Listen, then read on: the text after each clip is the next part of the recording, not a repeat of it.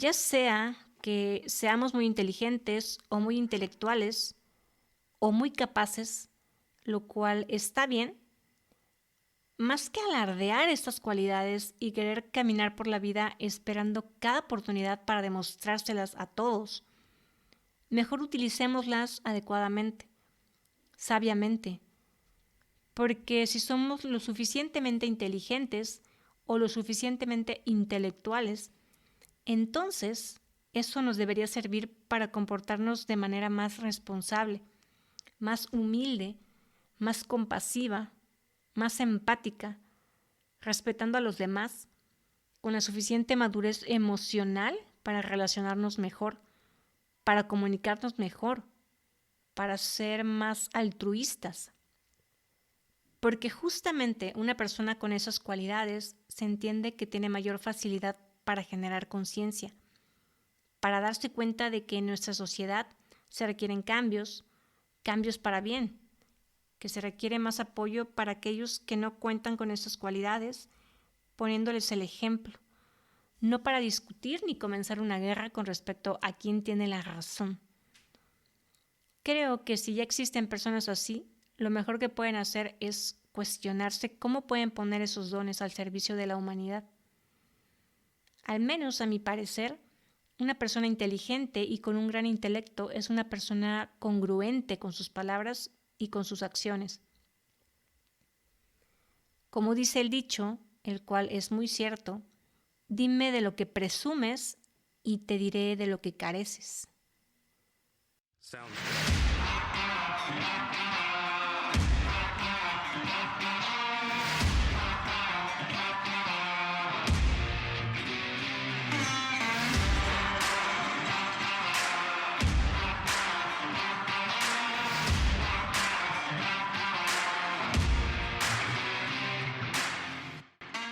Libérate, un podcast creado desde el amor y la conciencia, con la firme intención de ayudarte a abrir tu mente y tu corazón, de impulsarte a cuestionarlo absolutamente todo. ¿Por qué piensas lo que piensas? ¿Por qué sientes lo que sientes? ¿Por qué dices lo que dices? ¿Y por qué actúas en base a todo ello, creyendo que tu verdad es la única verdad que existe? Soy Rubí Elena y en este espacio te compartiré qué es el autismo en primera persona, cómo piensa, cómo siente y cómo percibe el mundo una mente neurodivergente. Te compartiré parte de mi historia personal, cómo fue que a mis 38 años, tras una intensa búsqueda interior, me enteré que soy autista grado 1, o lo que antes se conocía como síndrome de Asperger. ¿Cómo ha sido mi proceso de autoconocimiento? ¿Cómo he cambiado la percepción que tenía de mí misma, aprendiendo a ver mi hipersensibilidad como un don? ¿Cuáles han sido las diferentes herramientas que me han ayudado a reconocer y aceptar lo que soy? A perdonar y sanar tantos errores a lo largo de mi vida, a entender que no podemos cambiar al mundo, pero sí podemos cambiar la manera en que lo percibimos. ¿Por qué considero que es extremadamente importante que aprendamos más acerca de la neurodiversidad y lo que es la verdadera inclusión, no solo como el simple acto de incluir, sino de aprender a convivir con nuestras diferencias? Libérate del miedo al que dirán, a ser rechazado o abandonado, del miedo a no ser suficiente. Aprende a reconocer tus emociones, a sentirlas y a transformarlas. Libérate de tus creencias, de tus patrones limitantes, del miedo a brillar y todo aquello que te impide ver lo que realmente eres. Y lo más importante, confía, déjate guiar por tu intuición, por tu corazón. Escucha el llamado de tu alma. Permítete ser lo que viniste a ser en esta vida.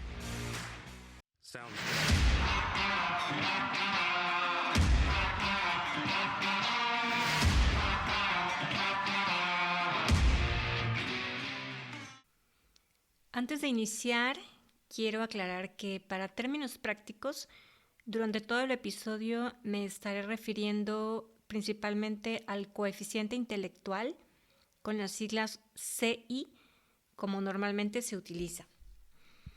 Y una vez dicho esto, quiero comenzar diciendo que si bien todos sabemos que cada ser humano tiene un tipo de inteligencia distinto al de los demás, O sea, cada persona es única e irrepetible. Pero lo que no todos sabemos es que muchas veces ese tipo de inteligencia no puede ser medible o cuantificable. Digo esto porque como sociedad nos hemos casado con una idea, hemos creado un mito en torno a lo que creemos que significa el CI y les hemos otorgado el poder a todas esas pruebas psicológicas y psicométricas que existen para que a través de ellas se determine qué tan inteligentes somos. Y en este episodio justamente quiero hablar de eso porque creo que se tiene un concepto erróneo de lo que significa el coeficiente intelectual, porque según su definición en diversos diccionarios y páginas web que estuve investigando, se menciona lo siguiente. El coeficiente o cociente intelectual, también conocido como coeficiente o cociente de inteligencia, es una cifra que indica el nivel de inteligencia de una persona a partir de pruebas estandarizadas. Y me atrevo a decir que esto es mentira podrida, porque en esta definición que te acabo de leer, existe, a mi parecer, cierta incongruencia, que es la que nos suele confundir a todos, yo creo, porque se está manejando como sinónimo al intelecto con respecto a lo que es la inteligencia. Y no son propiamente lo mismo. Ambos, por supuesto, tienen que ver con la mente y los pensamientos, y si bien la psicología y las neurociencias modernas los consideran a ambos como términos que describen las capacidades y habilidades mentales que tiene un ser humano para poder aprender, me gustaría desglosarlas un poco más para que quede claro que no significan lo mismo. Y es que se me hace muy interesante que incluso cuando busqué el significado de ambos conceptos en Internet, inteligencia e intelecto, el señor Google me arrojó la misma respuesta. Google dice que la inteligencia y el intelecto se refieren a la facultad de la mente que permite aprender, entender, razonar, tomar decisiones y formarse una idea determinada de la realidad. Sin embargo, como toda una neurodivergente con altas capacidades analíticas y reflexivas, no me gusta quedarme con una idea que no me resuena del todo y sobre todo que no satisface mi curiosidad y que no corresponde propiamente a mi nivel de cuestionamiento profundo. Así que estuve investigando más a fondo y quiero compartírtelo porque al menos para mí ya está muy claro el tema. A la capacidad o habilidad que tiene una persona para absorber nuevo conocimiento, el cual se eleva al máximo en la infancia y va decreciendo a medida que la persona envejece, a eso se le conoce como inteligencia, a la absorción de información y retención de dicha información a lo largo de la vida. Y por otra parte, el intelecto se refiere a la capacidad de la mente para llegar a conclusiones correctas sobre lo que es verdadero o falso y sobre cómo resolver problemas. Básicamente, el intelecto se refiere a la cognición y a los procesos mentales, es decir, aporta razonamiento crítico o analítico. A las personas que tienen este tipo de habilidad se les cataloga comúnmente como que son muy intelectuales.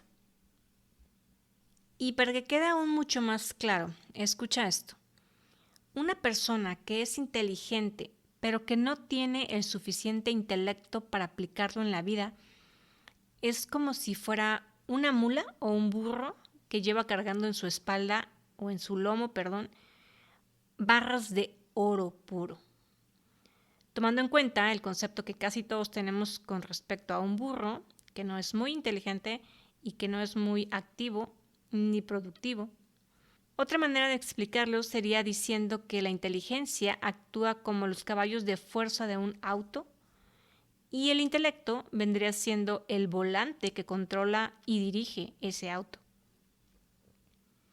Y esto es muy irónico porque la mayoría de las personas buscan y quieren ser más inteligentes, pero muchas de ellas no se dan cuenta que el intelecto es algo que también se tiene que desarrollar. Y además de esto, me atrevería a decir que la comunicación también es un factor importante para que toda esa inteligencia e intelecto puedan rendir frutos. Y bueno, habiendo dicho esto, lo cual me pareció importante explicar antes de continuar, quiero retomar la definición que te mencioné hace un momento con respecto al CI, la cual dice: el coeficiente o cociente intelectual, también conocido como coeficiente o cociente de inteligencia, es una cifra que indica el nivel de inteligencia de una persona a partir de pruebas estandarizadas. Y bueno, ya queda claro que la inteligencia y el intelecto no son exactamente lo mismo. También queda claro que todas las pruebas psicológicas y psicométricas que miden el CI en lo que se enfocan mayormente es en medir la inteligencia, no tanto el intelecto, o al menos no lo abordan de manera profunda. Ahora, retomando la última parte de esta definición del CI que te leí, otra cosa importante de mencionar y de lo cual voy a partir para explicar lo siguiente es que para la medición del CI se utilizan pruebas de evaluación estandarizadas. Y si hasta ahora has escuchado todos los episodios anteriores de mi podcast, ya sabrás que existen muchos rasgos cognitivos que a las personas neurodivergentes nos hacen pensar, reflexionar, racionalizar y sacar conclusiones mayormente distintas a la manera en que lo hacen las personas neurotípicas. Y que gracias a todo eso, nuestra manera de interactuar socialmente también es distinta. Entonces, ¿estarás de acuerdo que esas pruebas de evaluación estandarizadas quizá no sean muy fiables para medir el CI ni el intelecto en las personas neurodiversas, dado que, como su nombre lo dice, son pruebas estandarizadas, es decir, están basadas en personas neurotípicas, que son la mayoría? Ahora, entrando de lleno en el tema, dentro de las pruebas estandarizadas más comunes para medir el CI, se utilizan herramientas como la escala de Wechsler o la de Stanford-Binet, que por supuesto pueden ser útiles para predecir el éxito académico en estudiantes con un tipo de neurodesarrollo típico, pero no para las personas con un neurodesarrollo divergente. El tipo de inteligencia que se puede medir con ese tipo de pruebas básicamente evalúa la capacidad que tiene una persona para resolver problemas novedosos, para pensar de manera abstracta, para planificar, para razonar y aprender de su entorno. Sin embargo, la validez y fiabilidad de esas pruebas para medir la inteligencia y predecir los resultados académicos en personas neurodiversas, y hablando específicamente de las personas dentro del espectro autista, sinceramente no creo que sean suficientes. Y bueno, no lo digo yo, actualmente se están haciendo muchos estudios que lo demuestran. Y digo esto porque sencillamente no creo que sea coincidencia que por tantos años muchos autistas hayamos pasado desapercibidos por la sociedad, por nuestros padres, nuestros profesores y por muchos profesionales de la salud mental que en ocasiones han incluso mal diagnosticado a tantas personas.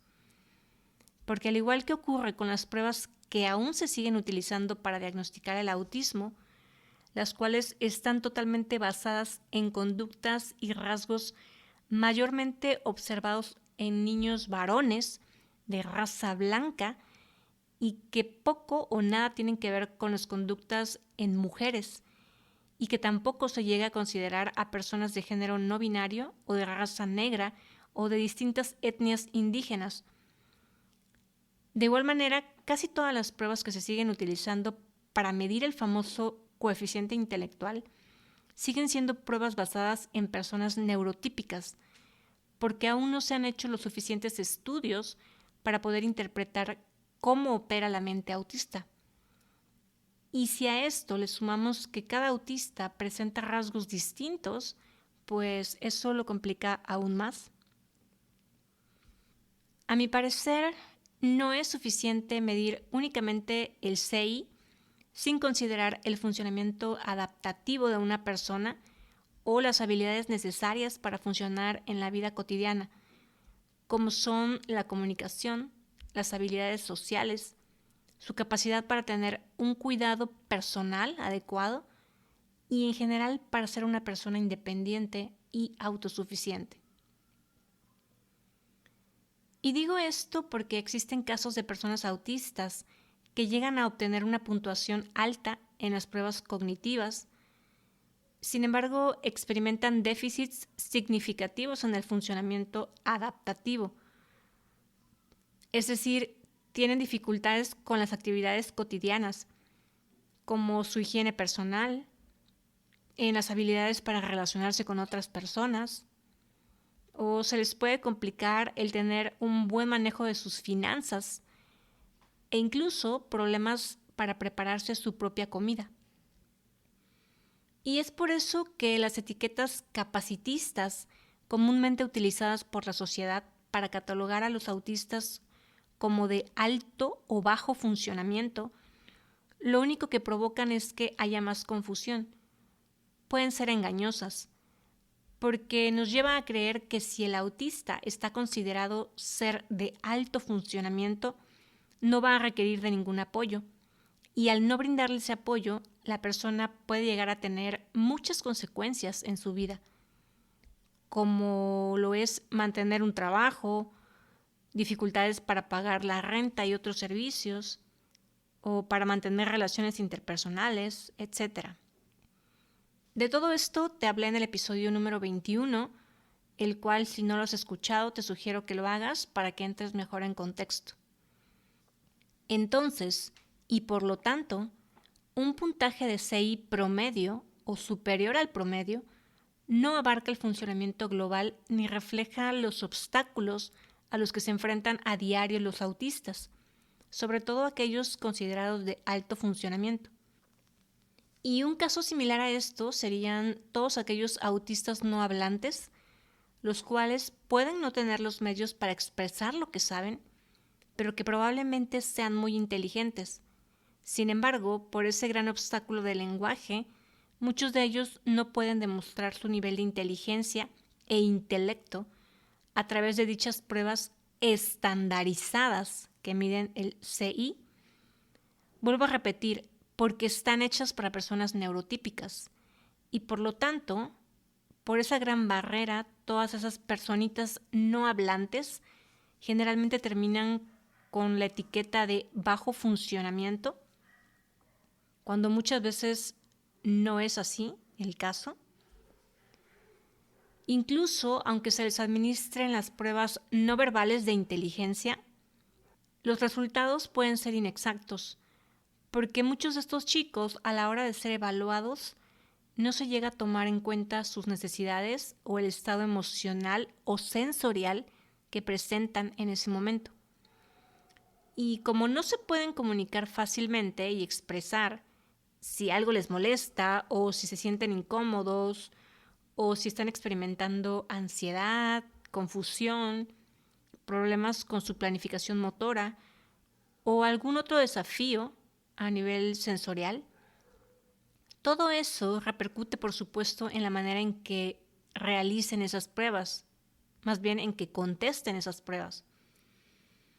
Y esto no solo aplica para los autistas no hablantes o con capacidad lingüística limitada.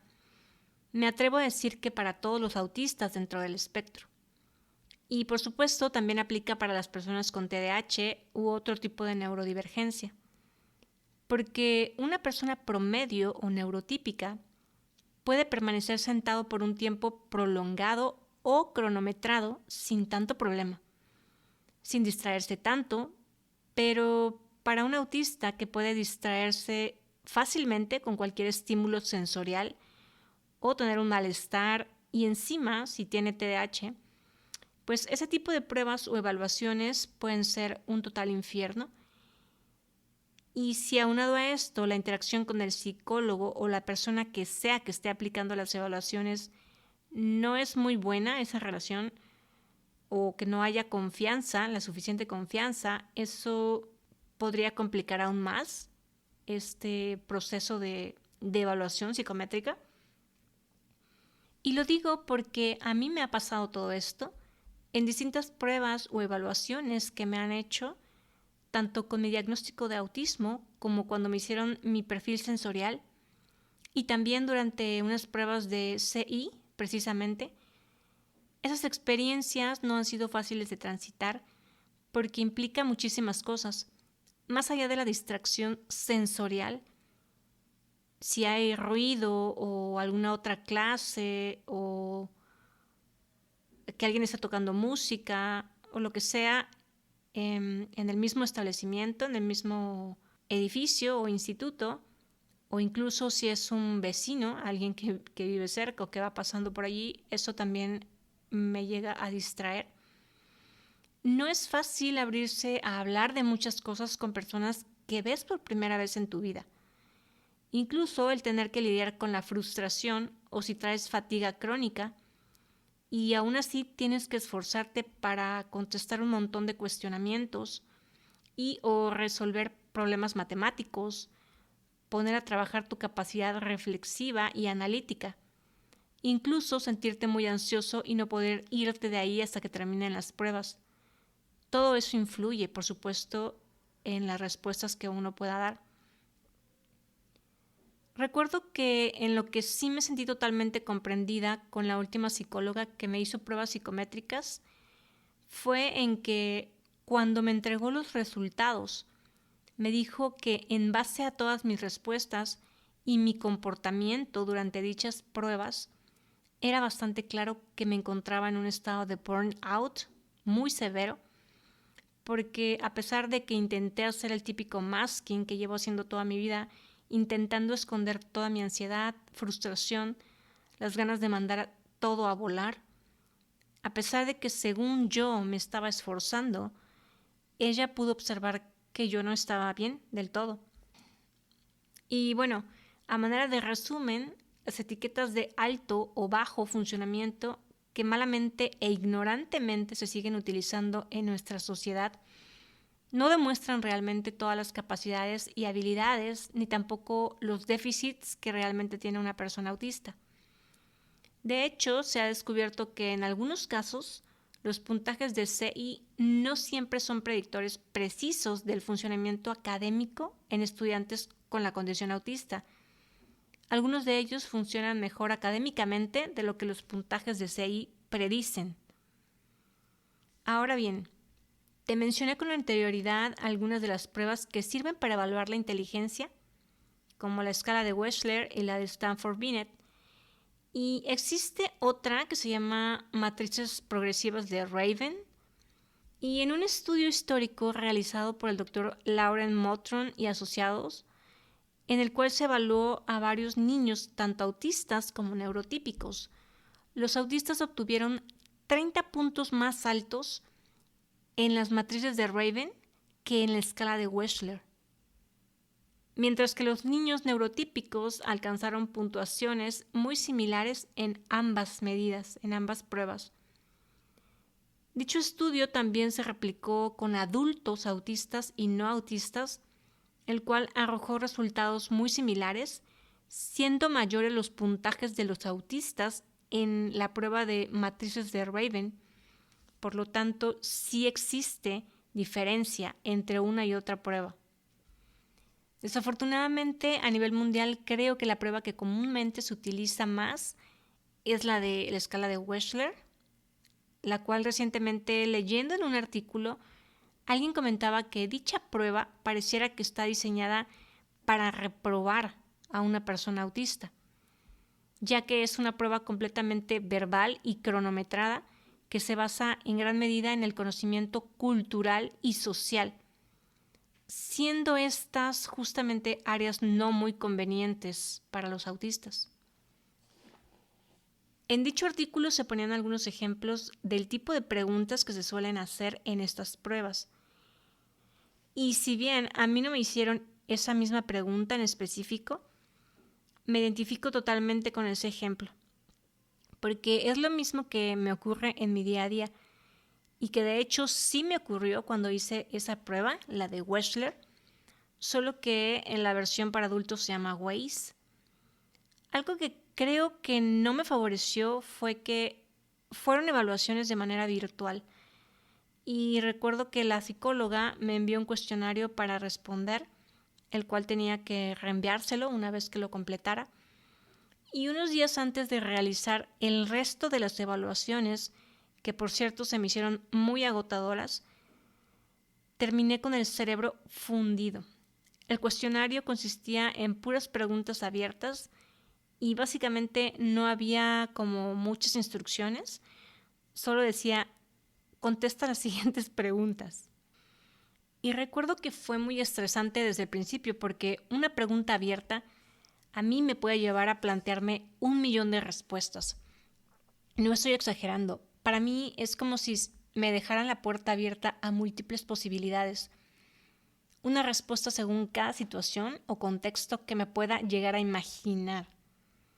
De hecho, en algún episodio pasado recuerdo que te platiqué sobre una clase de comunicación no violenta en donde el profesor me preguntó cómo me sentiría si me ganara la lotería o un auto, y que yo le di varias respuestas porque me imaginé varios escenarios, desde decirle que me pondría contenta y preocupada, pero también estresada y muy emocionada, porque si me ganaba la lotería tenía que pensar qué iba a hacer, si iba a guardar el dinero o invertirlo u ocuparlo en tantas cosas que se me vinieron en ese momento a la cabeza.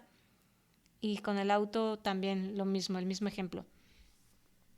Verás, suelo tener una mente muy creativa e imaginativa y eso me puede llevar muchas veces a saturarme de pensamientos y cuestionamientos y reflexiones, etc. Y en caso de que lo quiera verbalizar, puede llevarme a hablar por un largo tiempo y cuando me doy cuenta estoy hablando a una velocidad un poco rápida. Y en el caso de que lo quiera expresar por escrito, eso también puede tomarme horas y horas escribiendo. Y cuando escribo mucho se me agarrota la mano y tenso mucho el brazo y me duele hasta el hombro, en fin. Hay una serie de consecuencias que me terminan provocando malestar en general. Y pues bueno, todo eso ocurrió cuando me enfrenté a ese cuestionario de tantas preguntas abiertas, que más que nada eran preguntas sobre mi vida, mi pasado y mi manera de ver las cosas. Pero antes de escribir, mi respuesta pasaba mucho tiempo cuestionándome a mí misma, o más bien intentando suponer qué tipo de respuestas esperaba que yo diera. O sea, qué era lo que a la psicóloga le interesaba saber de mi proceso, según la pregunta planteada. Es decir, qué información le sería más útil para la evaluación. Y como no sabía qué parte le interesaba saber de mi vida, pues terminaba escribiendo toda una letanía. Y eso me llevó a estar sentada durante varias horas, por 3 o 4 días. Básicamente me quemé el cerebro. Y después de eso vinieron las siguientes evaluaciones psicométricas que duraron 3 horas. Y la verdad, yo lo que quería era ya acabar, ya no podía más. Y estoy casi segura de que todo eso influyó en mi rendimiento durante la evaluación. Y eso es a lo que me refería hace un momento cuando te expliqué que las pruebas estandarizadas no están pensadas en personas neurodiversas, porque todo esto que te estoy platicando influye mucho en la manera en que me desenvuelvo y lo que respondo a esos cuestionamientos. Y además recuerdo que tuve que tener puesta una diadema de auriculares para aislar los ruidos externos y poder concentrarme y ponerme atención en esas pruebas, porque estando yo en casa, pues tenía los ruidos de los vecinos, el vecino con la podadora de pasto, los perros ladrando, etc. Y el traer esa cosa en la cabeza, la diadema, por supuesto, como la tuve mucho tiempo, también me molestaba porque me quedaba un poco grande y me lastima las orejas y me genera un poco de ansiedad, etcétera, etcétera. O sea, no te cuento todo esto como un simple chisme, sino para que veas que el tema sensorial y emocional y mental, todo influye. Por lo tanto, se requiere de pruebas que estén más ajustadas para personas como yo y también considerar ambientes adecuados para realizar dichas pruebas. No se puede seguir utilizando las mismas pruebas estandarizadas para todos.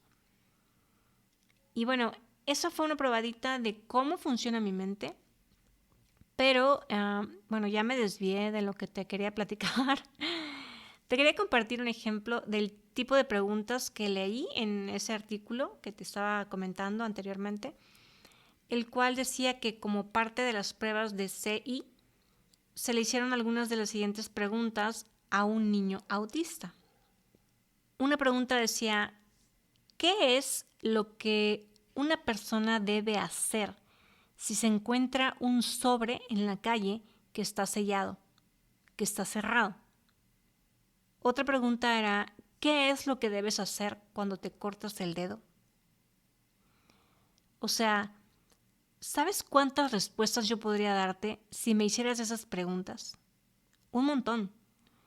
Y si me pones un límite de tiempo, que es lo peor que le puedes hacer a un niño autista o con TDAH, o sea, un estrés marca madre que no te cuento, ansiedad intensa, preocupación, confusión, sudoración, dolor de estómago, solo por mencionar algunos ejemplos de lo que podría suceder.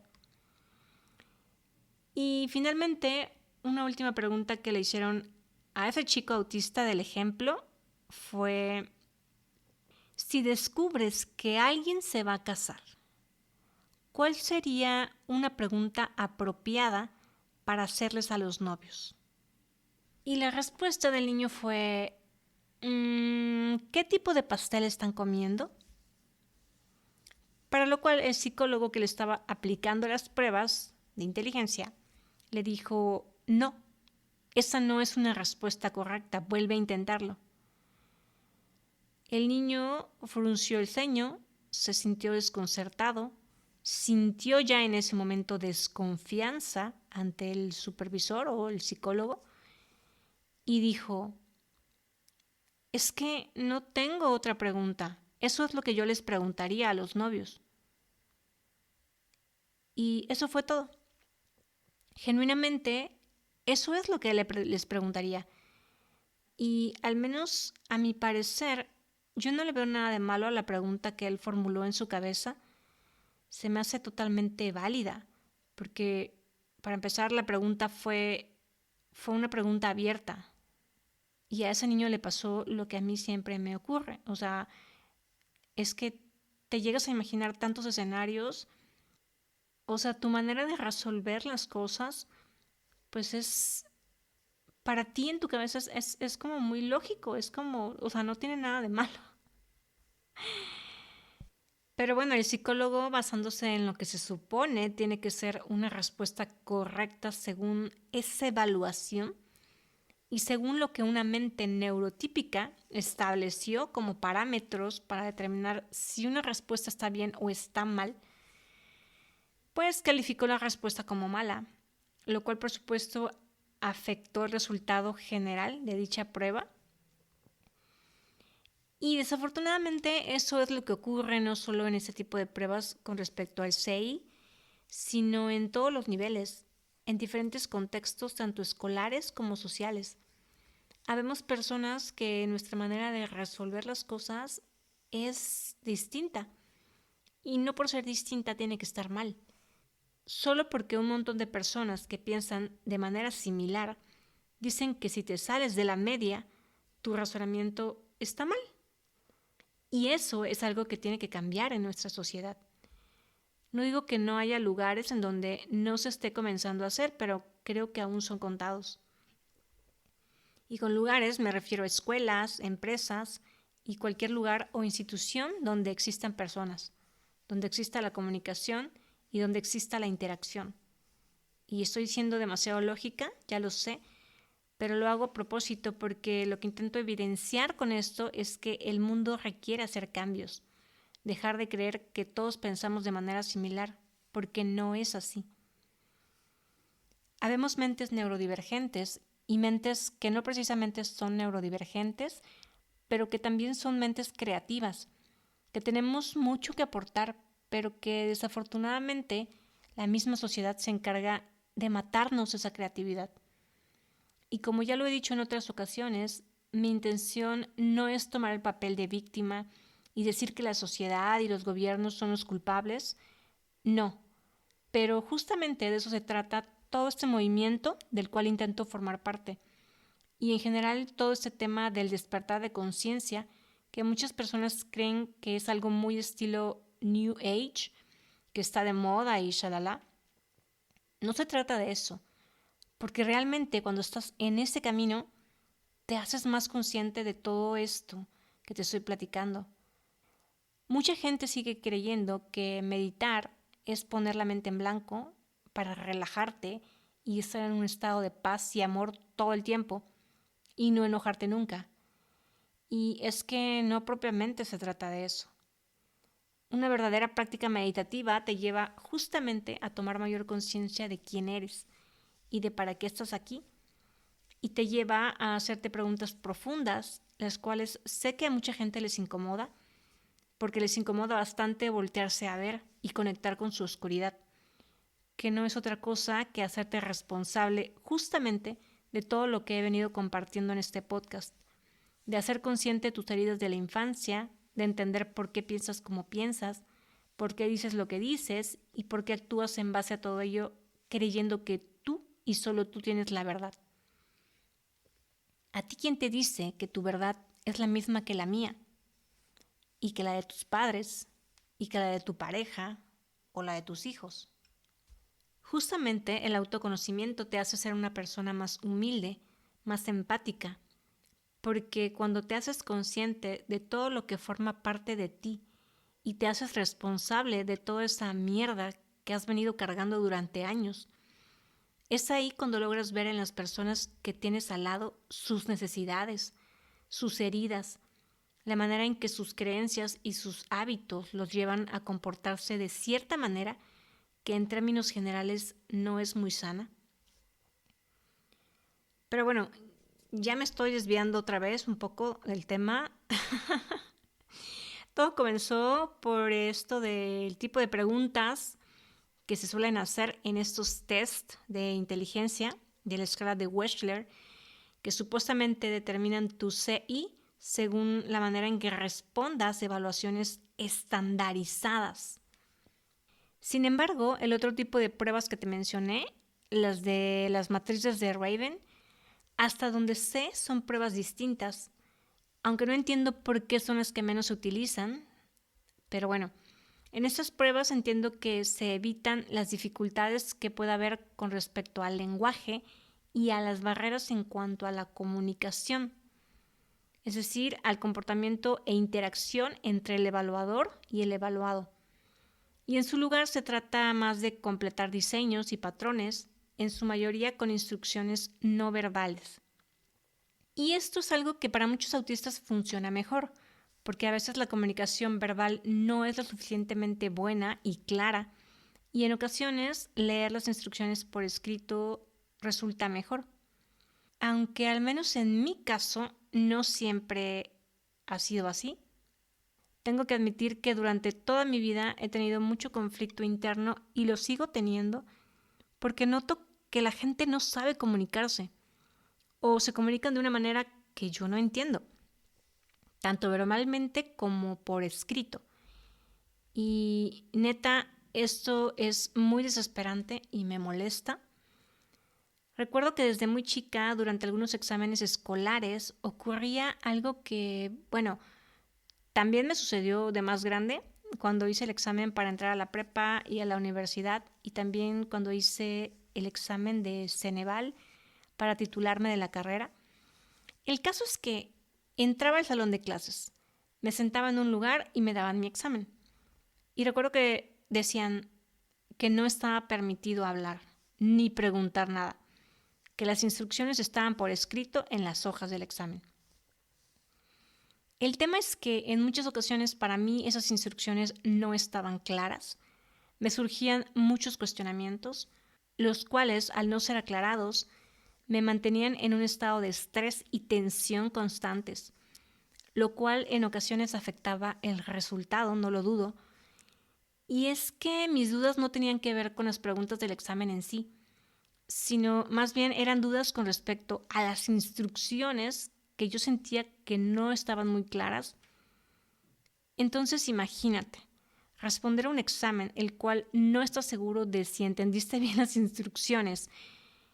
Eso te mantiene tenso todo el tiempo e incluso, aún habiéndolo terminado, como nadie me decía si lo había hecho bien, era una tensión y unos nervios que me llevaba hasta mi casa y a veces incluso todo esto no me dejaba dormir bien.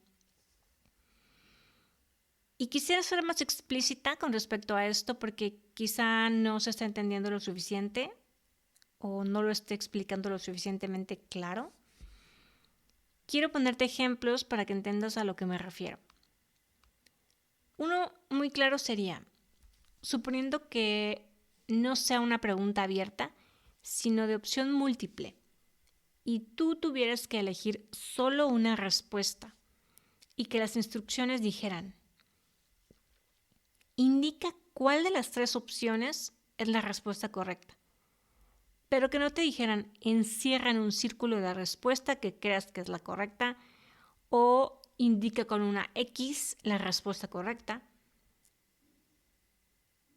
A eso me refiero. Las instrucciones no están siendo claras, por lo tanto, unas personas indicarán su respuesta con una X y otras la encerrarán en un círculo. Otro ejemplo sería algo similar, sobre todo en el tipo de exámenes tipo Ceneval o de esos en que te dan las preguntas en una hoja y aparte hay otra hoja donde únicamente aparecen los circulitos para rellenar las respuestas. Y que esas hojas generalmente son contabilizadas por máquinas, vaya, que no es algo que se revise y se califique manualmente por una persona.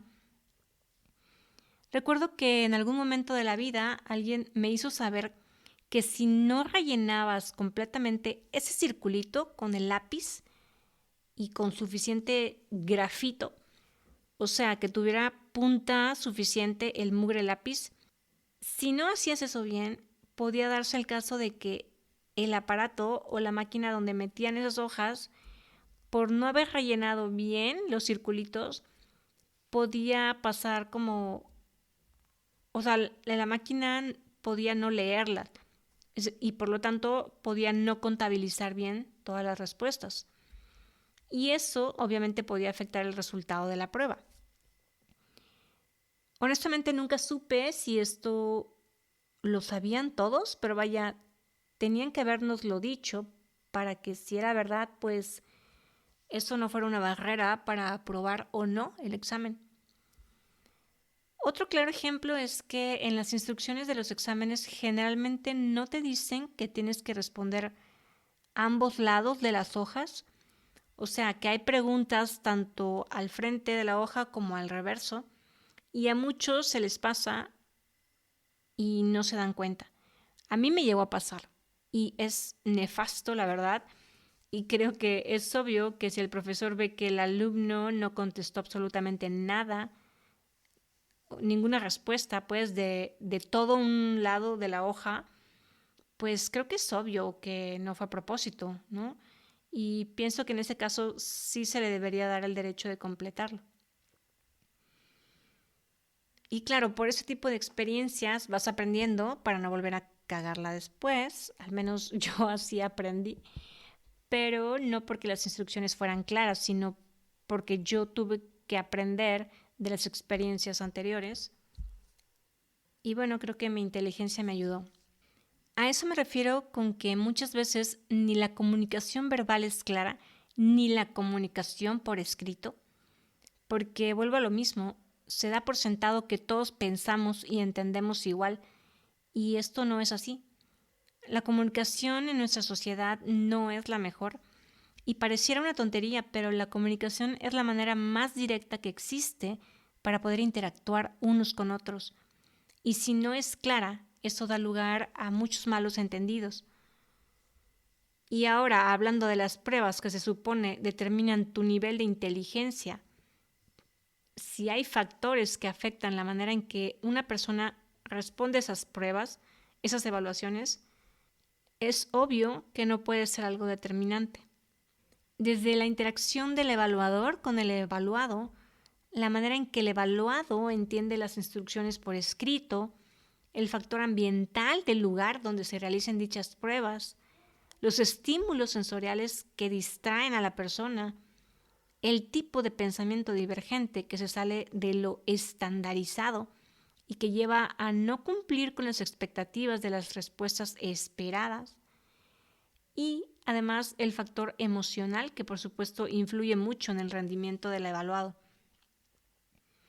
Todo eso en conjunto se requiere observar y considerar para poder dar un resultado cuando se habla del nivel de inteligencia o intelecto que puede llegar a tener una persona. Ahora, retomando lo de las pruebas de Raven, las cuales se consideran mucho más apropiadas para medir el CI en personas autistas. En un estudio realizado por Isabel Soliers, investigadora de la Universidad de Harvard, ella aplicó a un grupo de autistas tanto las pruebas de Wechsler, WISC, como las de Raven para medir la diferencia entre ambos. Y aunque sí se esperaba una diferencia, ella se sorprendió de lo grande que era la brecha. En promedio, los estudiantes autistas se desempeñaron 30 puntos porcentuales mejor en la prueba de Raven que en la de WISC. Incluso algunos niños obtuvieron 70 puntos porcentuales, dejando en claro que dependiendo de la prueba que se utilice, se obtendrá una imagen muy diferente del potencial de los niños.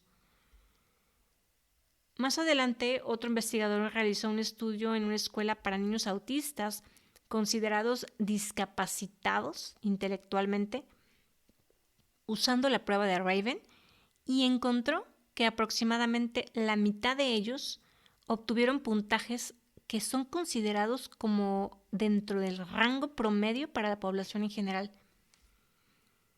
Concluyendo lo siguiente, si a muchos niños autistas considerados de bajo funcionamiento, si simplemente se les realiza otro tipo de pruebas de inteligencia más adecuadas, se podrá encontrar el potencial oculto en ellos. Pueden resolver problemas realmente complejos si se les da el material que puedan procesar de manera óptima. Lo que esto significa es que las escuelas están subestimando las habilidades de los niños autistas en todo el espectro. El uso generalizado del WISC o Wechsler en las escuelas ha ayudado a establecer expectativas demasiado bajas de los niños autistas, asumiendo que no podrán aprender las mismas cosas que el niño promedio. Con base en los resultados de esas pruebas, las personas llegan a la conclusión de que los niños autistas no pueden aprender, cuando más bien lo que ocurre es que no aprenden de la misma manera que otras personas.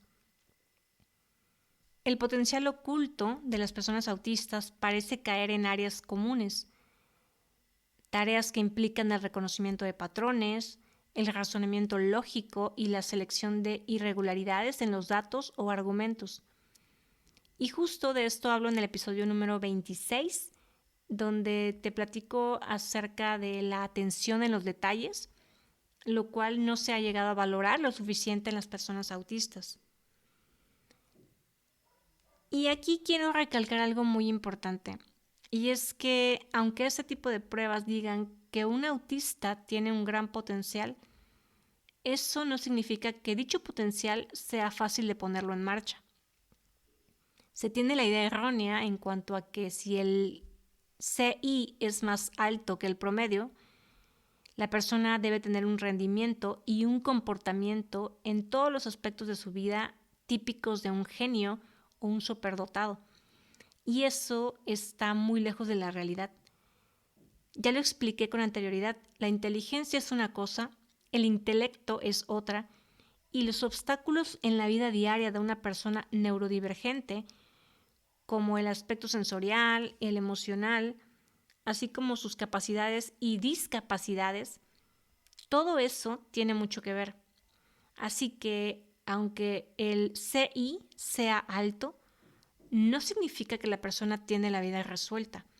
Y por el contrario, existen personas, y aquí hablo en términos generales, neurodivergentes y neurotípicos, que según estas pruebas dicen que tienen un CI por encima del promedio.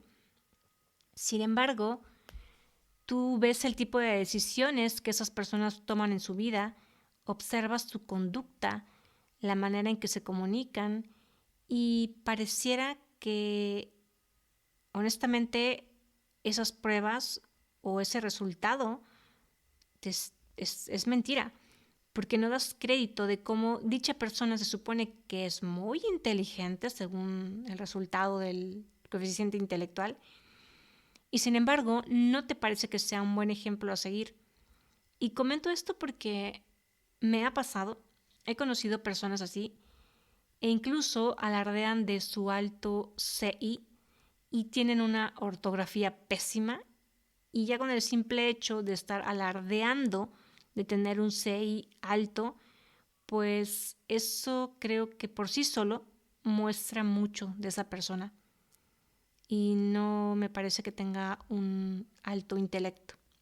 Repito, el CI puede medir la inteligencia, pero se requiere del intelecto, entre muchas otras cosas, para entonces poder decir que esa persona tiene un nivel de madurez emocional en todos los aspectos de su vida y que es un ser humano básicamente evolucionado, y creo que aún son pocos los que pueden mostrar una vida así. Y para terminar este episodio, me gustaría cerrarlo con el siguiente mensaje. Ya sea que seamos muy inteligentes o muy intelectuales o muy capaces, lo cual está bien, más que alardear estas cualidades y querer caminar por la vida esperando cada oportunidad para demostrárselas a todos, mejor utilicémoslas adecuadamente, sabiamente, porque si somos lo suficientemente inteligentes o lo suficientemente intelectuales, entonces eso nos debería servir para comportarnos de manera más responsable, más humilde, más compasiva, más empática, respetando a los demás, con la suficiente madurez emocional para relacionarnos mejor, para comunicarnos mejor, para ser más altruistas. Porque justamente una persona con esas cualidades se entiende que tiene mayor facilidad para generar conciencia, para darse cuenta de que en nuestra sociedad se requieren cambios, cambios para bien, que se requiere más apoyo para aquellos que no cuentan con esas cualidades, poniéndoles el ejemplo, no para discutir ni comenzar una guerra con respecto a quién tiene la razón. Creo que si ya existen personas así, lo mejor que pueden hacer es cuestionarse cómo pueden poner esos dones al servicio de la humanidad.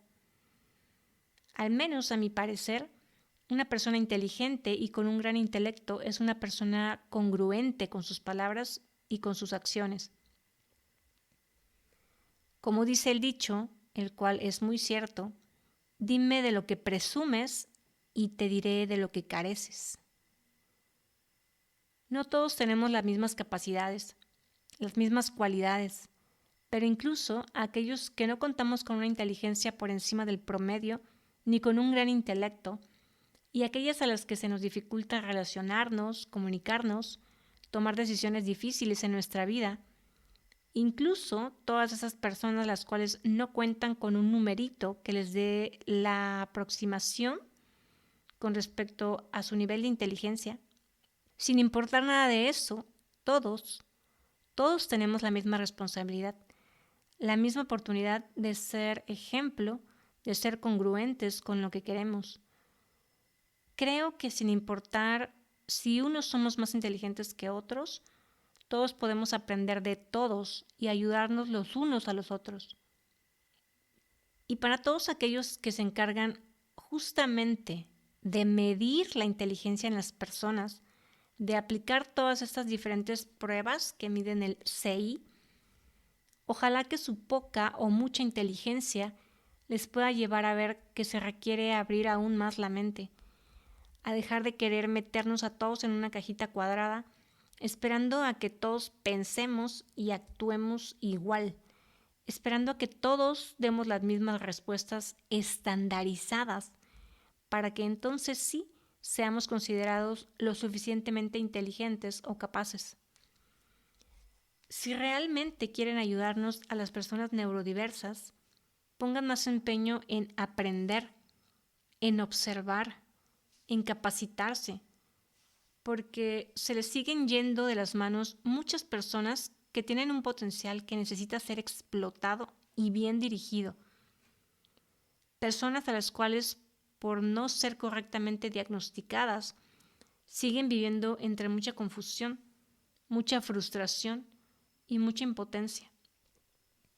Porque dentro de sí mismas saben que hay algo que las hace especiales, pero que al no ser escuchadas y comprendidas se siguen sintiendo perdidas. Y creo que eso es lo peor que les puede ocurrir, no saber hacia dónde van, hacia dónde se dirigen, para qué están aquí, para qué son buenos. Pareciera nada, pero a veces puede resultar de mucha ayuda que te digan cuáles son tus puntos fuertes, tus fortalezas, sobre todo si no tienes el suficiente autoconocimiento, sobre todo si la mayor parte de tu vida tuviste una percepción de ti mismo muy pobre, sin saber todo el potencial que traías oculto. Para todas esas personas, tener certeza les puede cambiar la vida. Y esa es la reflexión, un poco extensa, pero necesaria. Y bueno, hasta aquí este episodio. Recuerda seguirme en mis redes sociales, Facebook e Instagram, como Podcast Libérate. Me ayudarías mucho si además de seguirme y dar likes en mis publicaciones, también compartes este podcast con quienes creas que pueden conectar con mi mensaje o que les pueda servir la información que comparto. Y si estás escuchando a través de Spotify, también te agradecería si me pudieras regalar una calificación en donde aparece una estrellita en la parte superior. Eso sirve para que el contenido del podcast pueda estar más visible para que otras personas lo escuchen. Y bueno, gracias por escucharme. Soy Rubí Elena y nos seguimos escuchando en los próximos episodios. Chao.